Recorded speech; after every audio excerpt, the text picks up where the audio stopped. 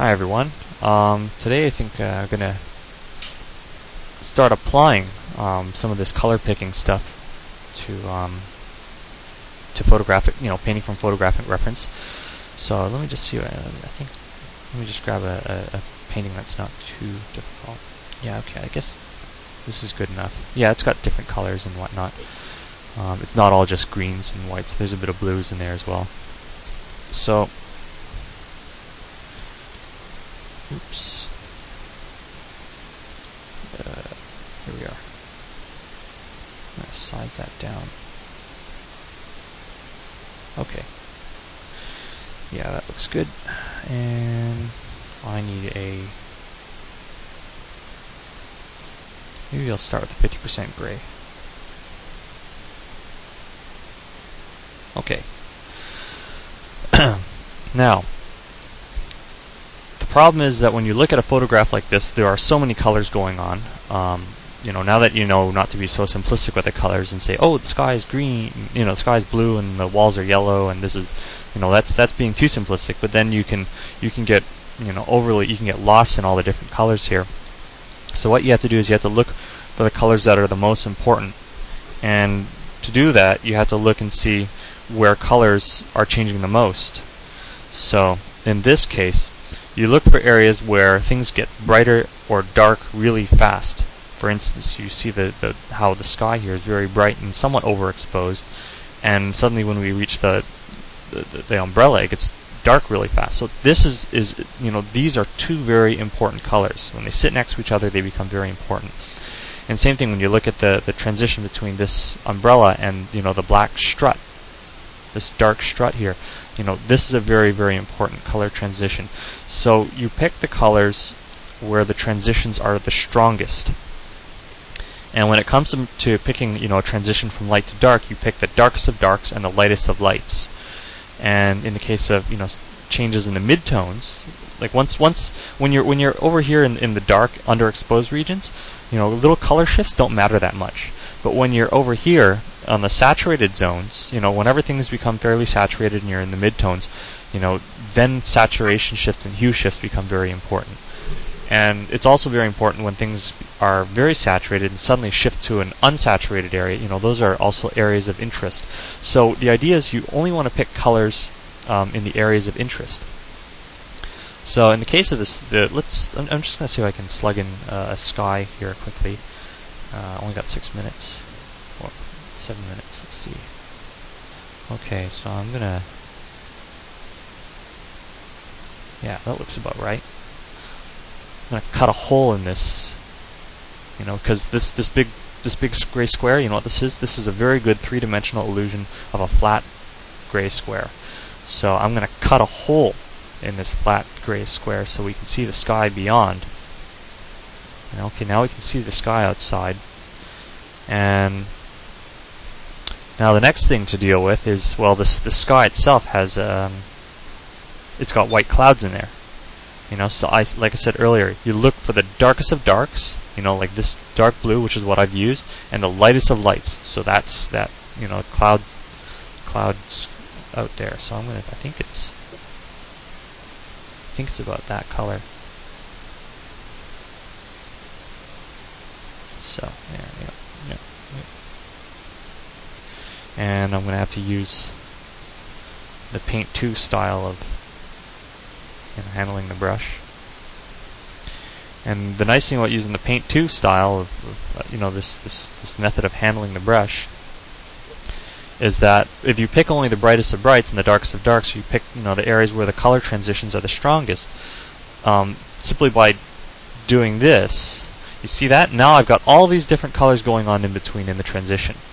So this is why you pick the brightest of the brights and the darkest of the darks, because you'll generate the transitions based on how much pressure you apply to the brush. See, that looks like I threw in a cloud right there. And let me go and throw that in there, choose the darkest of darks, and just apply light pressure. So I'm cutting a hole into the sky, into the clouds, and letting the sky show through.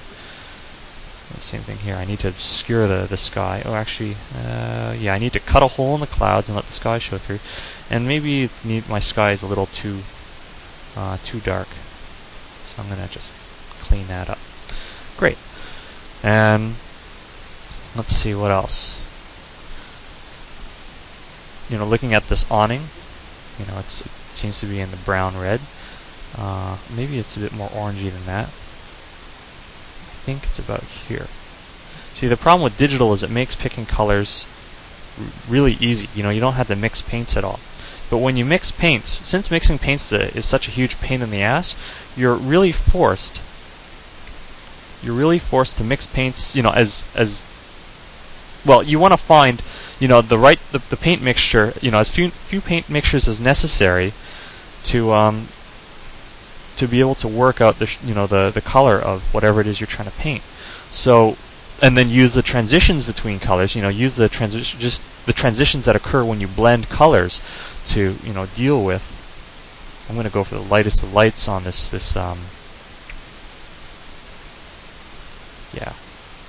Go for the lightest of lights on this building. I can just slug it right in there. Okay. And then I'm going to go for the darkest of darks on the building. So, or maybe the mid-tone first. That looks about right. If I could only bother myself to mix 3 colors, what would those 3 colors be? Ask yourself that question. And I think that looks pretty good for the shadows. And just use the transition, for your paint too, depending on how hard you pressure on the brush to do that, the color. Now the roadway, I'm going to go for the darkest of darks. In fact, the darkest of darks is underexposed. And then go for the lighter, the lightest of lights. Yeah, and use the transition. Use the transition to make all the necessary colors I want. And I can probably hide the palette now. And see this? I haven't picked a single color off of the painting. I think, well, it seems to be in the dark brown area, so I guess it's about that. I'm going for the fence right now. It's this gate. So just want to get that shape in there. And strictly speaking, let's see. Let's see what else. Running out of time. Oh, get the top of that fence. So I just need to throw on that edge. See how like I'm looking for the value shift. This is where things are the most important.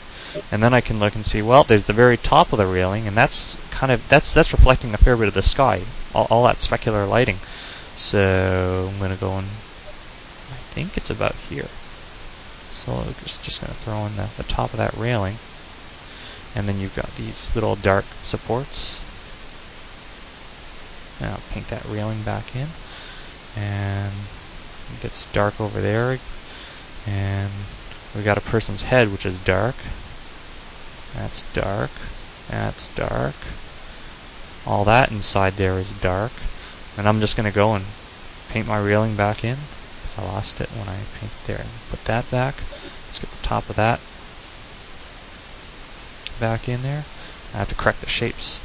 And then fade it to dark. Yeah, it's a little too bright. Take the dark and draw on the supports once more. Let's see, what else do I have to deal with? Oh yes, the awning, the umbrella. So it's in the yellow side of things. I think it's about that color. Oh, so we got only a minute left, so I'm going to go until we run out of time. So it's in the yellow side of things. And yeah, I'd say it's about that. Try and do this in as few color changes as possible. 3 color changes, or 3 to 2 color, 3 or 4 color changes at most. And just use the transition of your brush to make it, all the necessary colors in between. And then I go for the darkest of darks. If you pick something that's too dark, it's okay. Just don't apply so much pressure to the brush. If you overcompensate. And then the very darkest of darks, that's the umbrella struts there. Okay? Anyway, have fun, guys. Catch you later.